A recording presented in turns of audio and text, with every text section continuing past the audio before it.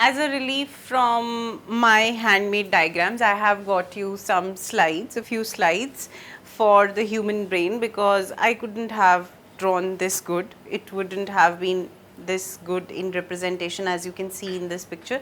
So we are going to see the human brain. Supposedly you are holding it in your hand, how it looks like, and what you will see if you have to understand it pictorially, what part of the brain lies where. So what we see in this part, we are concentrating mainly upon the cerebrum basically and cerebral hemispheres. This is one view where you get to see, supposedly somebody is sitting next to you over here, and like this you are seeing somebody's brain. This is this view, and this is like, if I get to it happens that I don't have skull over here, and what you would see in this part, that is the right hemisphere is being shown, and parts of the brain are seen over here.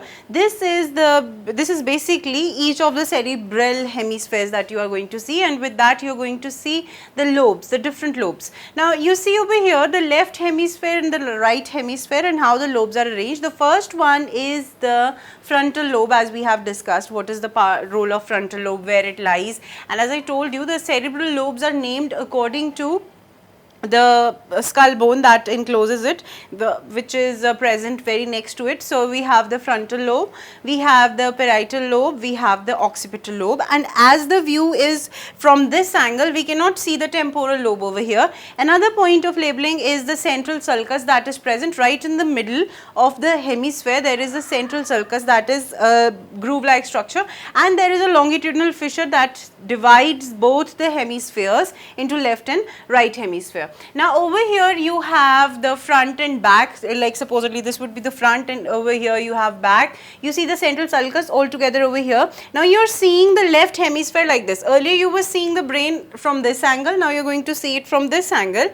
Like you see the central sulcus over here, which was present over here in that diagram. You have the lateral sulcus that is present at this side. Now these are nothing, those grooves which are present, and you see the various undulating surfaces of on the brain. They are the most prominent one are the lateral sulcus and the central sulcus. Then over here it shows the temporal lobe, which got missing in that diagram. You have the temporal lobe close to your ear basically, and then we have the cerebrum, the entire part of the brain. We have cerebellum over here. We have the spinal cord, which originates from the brain stem. So one by one you see that how the brain is all together arranged and what it looks like. If we have to see the brain from the point of view, the knowledge that we have gained from various lessons previously. Now next we are going to see in detail, supposedly you have a hemisphere of brain in your hand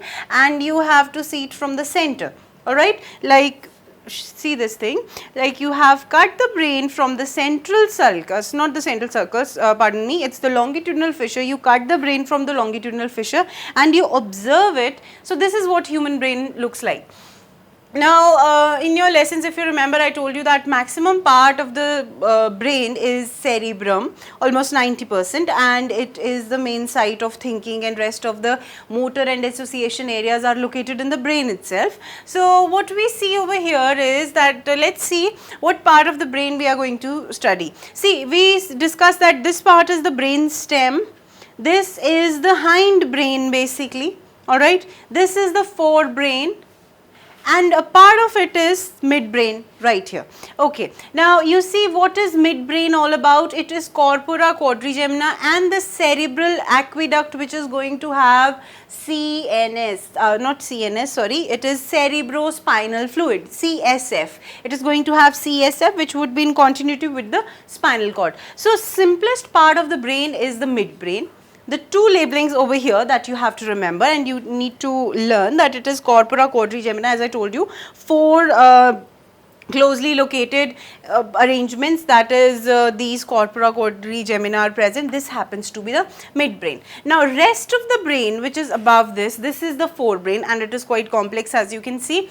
Now first thing is that let's see what glands are present in the brain. There are three glands which are present in the brain. When you read about endocrine system, you will come to know that one is hypothalamus, which is beneath thalamus, alright. Then we have pituitary gland. This hypothalamus is the gland which initiates or which in a way guides and tells pituitary gland to whatever function it has to perform, and pituitary gland in our brain is the master endocrine gland. You need to know that whatever gland is present in our body, be it pancreas, be it adrenal gland which is responsible for giving you the rush, be it the ovaries and testes which are responsible for producing the gametes, it is the pituitary gland which sends the signal, and that is why it is known as master gland, and the signal to pituitary gland comes from the hypothalamus gland. Then we have another gland, that is the pineal gland. How does body get to know that it has to wake up in the morning, or how does body get to know that it's been more than 15-16 hours and it starts feeling sleepy? That is due to this gland, pineal gland. So you see, in a way there are three sides of different coordination activities which are to be performed by the endocrine system. That is part of endocrinology. What we are paying attention towards in this chapter is basically the brain and its anatomy. Now let us see, this is the cerebral hemisphere, and one thing that you must see, that there is a central part known as corpus callosum, this C-like structure.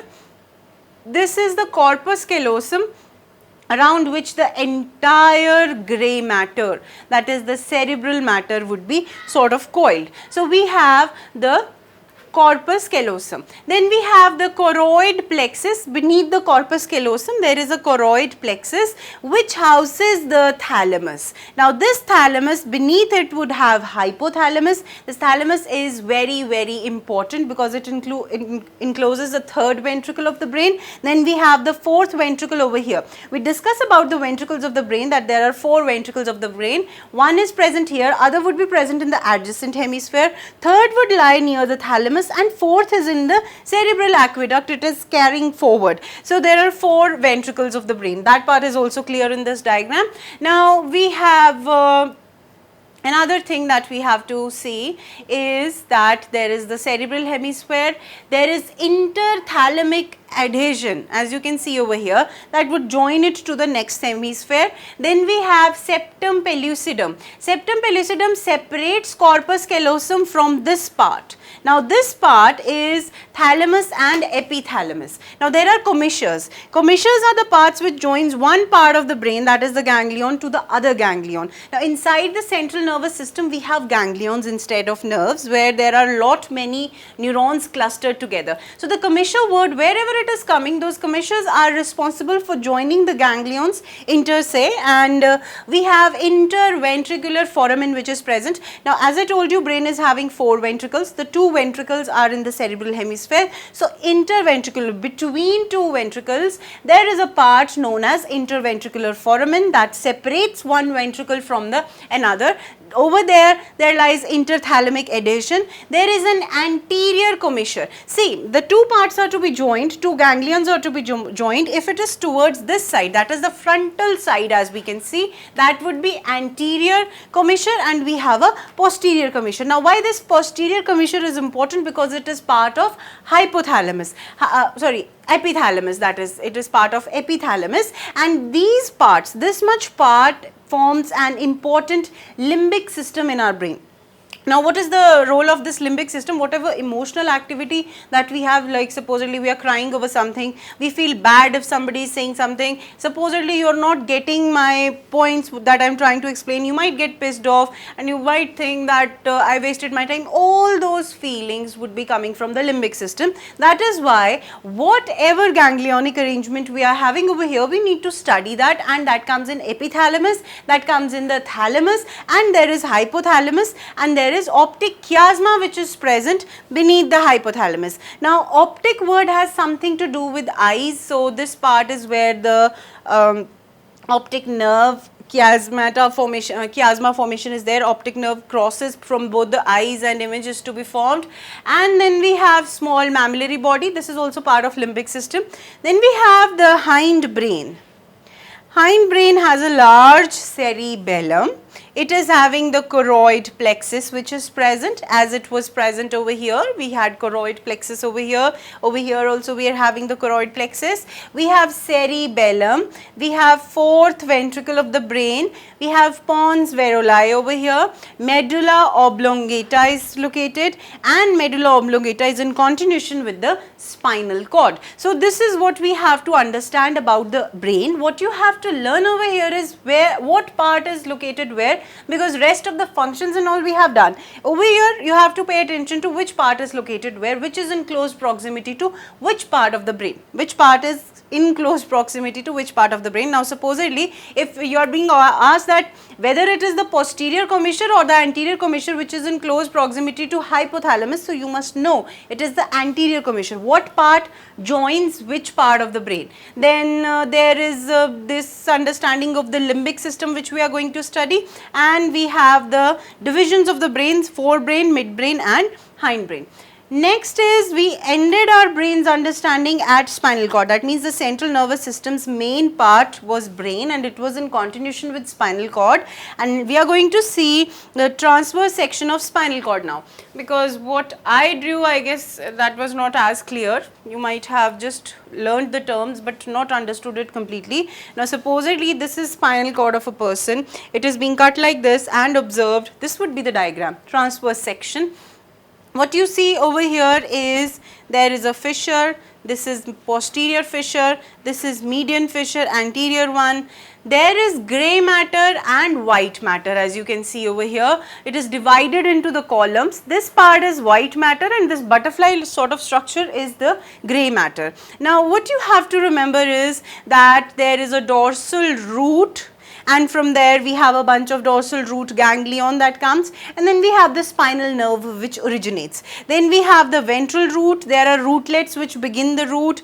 We have white commissure which is present in close proximity to the central canal. We have grey commissure. There is anterior horn and the posterior horn. We had discussed about this. I am just giving you a better diagram over here so that you can associate with it. And this is the lateral horn, this is the grey matter. So you can see what spinal cord would look like if it is seen inside the vertebral column. We do talk about discs and rest, but that is not part of our syllabus. That is why we have not discussed it in detail, that where does the disc lie, what happens to the notochord if we have, how it forms that intervertebral discs which are present. We don't have to discuss that. We just have to see the transverse section of spinal cord for the arrangement, for the understanding of the ganglions which originate from there, and for understanding how grey and white matter are arranged. So with this we pile up the central nervous system which has the brain and the